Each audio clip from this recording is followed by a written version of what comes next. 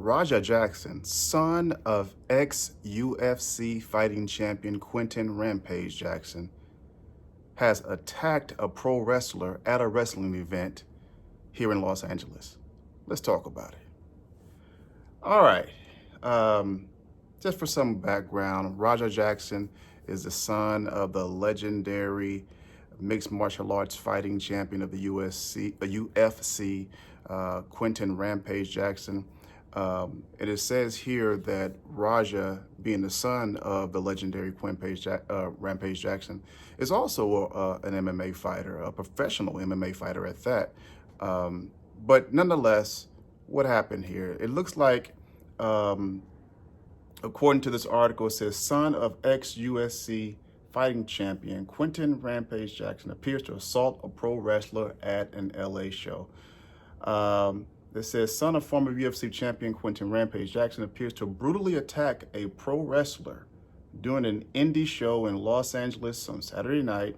Video of the altercation showed in what the elder Jackson calls a case of bad judgment and a work that went wrong. Now, the video has been circling online. I won't play it here per the YouTube guidelines, but nonetheless, there is some sort of a brutal attack going on. Now, I just want to point out quickly that the California Penal Code does differentiate between assault and battery. And this, as you see in this article here, is labeled this brutal attack as an assault, which in fact, according to the California Penal Code, the California Penal Code 240 defines assault as an unlawful attempt, along with the present ability to cause a violent injury to another. An example of an assault is throwing a phone at someone, but it ends up missing. So basically, it's the attempt.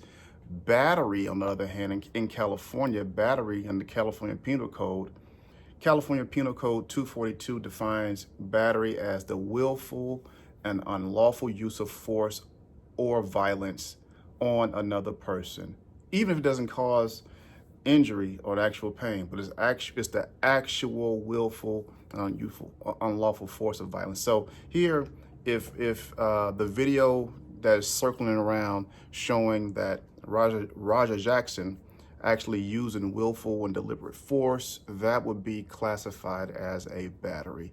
Now, it's also something to point out, California Penal Code 245, because there's this thing about, I hear people often say, oh, well, trained fighters, their hands are registered and there's a specific law that governs them.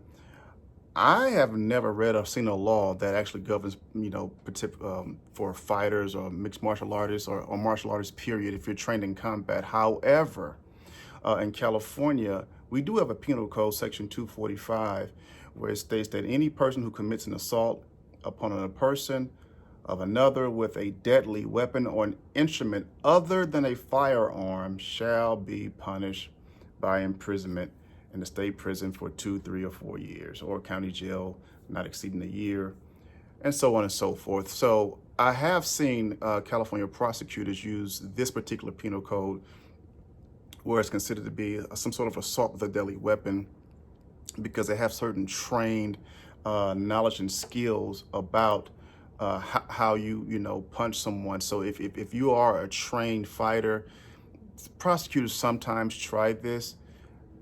Has it been successful a couple of times? Well, yeah, if you do some research in case law, it has worked in some cases, and some cases it hasn't, right? But nonetheless, though, is that the key is that the force was not reasonable under the circumstances. And also, when you have a knowledge or skill, they look at, you're causing the great bodily injury aspect of it. That's how they tend to prosecute someone who's actually trained in the martial arts or in boxing or any type of combat skills. And if you injure someone, then yes, you can be prosecuted under California's Penal Code 245. So anyway, now you know the difference between assault and battery in California, because every state is different.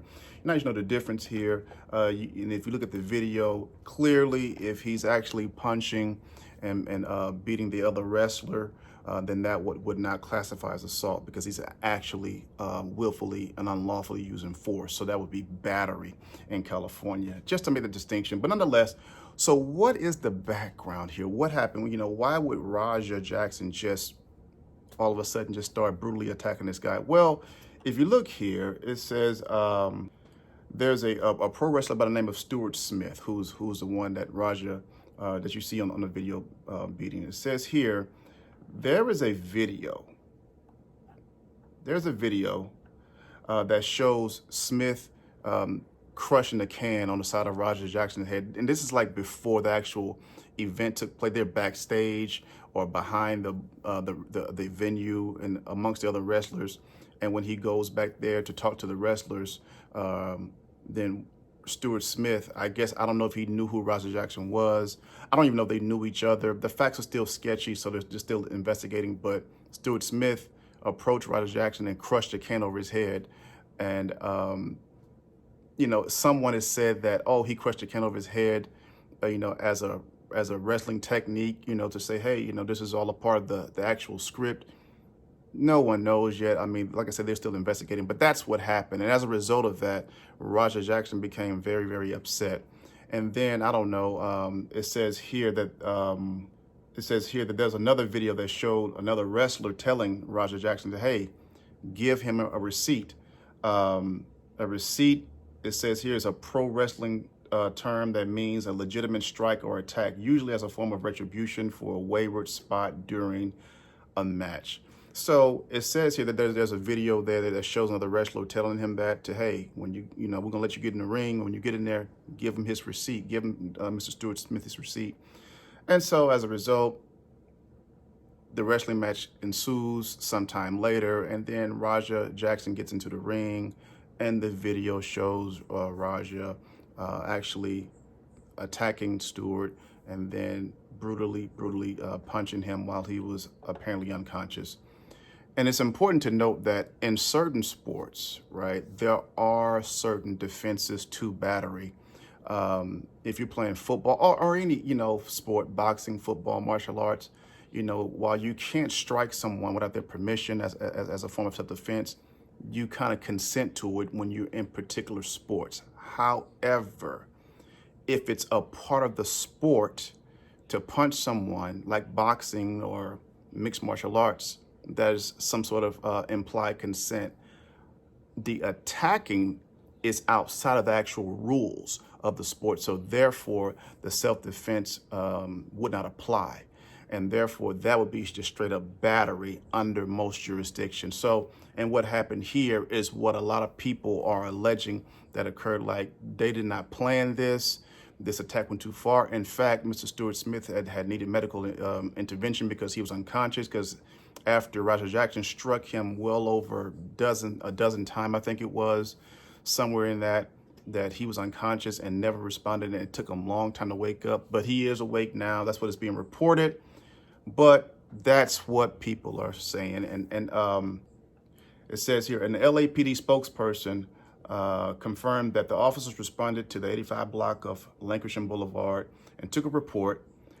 KnokX Pro Wrestling lists the address on Lankershim, and the officer said that no arrests were made and that the detectives would look at the report Monday and decide how to move forward with this investigation. Now, you know, this is going to be interesting because they're going to go over all the footage, and then they're going to turn it over to the district attorney's office to see if the district attorney wants to bring a case of battery or some sort of assault with a deadly weapon under the aforementioned California codes I told you about. I don't know. Maybe the wrestler will go to the police and say, hey, I don't know. I don't want to press charges. I don't know what's going to happen, but they are investigating into it. It is important to note that Raja Jackson's father, the legendary UFC ex-champion QUINTON Rampage Jackson, he said, this is just a case of bad judgment and a work that went wrong, using the wrestling term work, which refers to something that is scripted. So, you know, he also says that Raja is an MMA fighter, not a pro wrestler, and had no business being involved in an event like this. I don't condone my son's actions at all. And KnokX Pro Wrestling actually put up a statement as well regarding this event that said what was supposed to be a planned, agreed upon wrestling spot turned into a selfish, irresponsible act of violence against Mr. Smith. This egregious act is reprehensible and never should have occurred. So there you have it. Roger Jackson, you know, is definitely looking at, you know, he's definitely going to have to look at what happened here and what occurred, do some reflection, and see what's going to happen legally.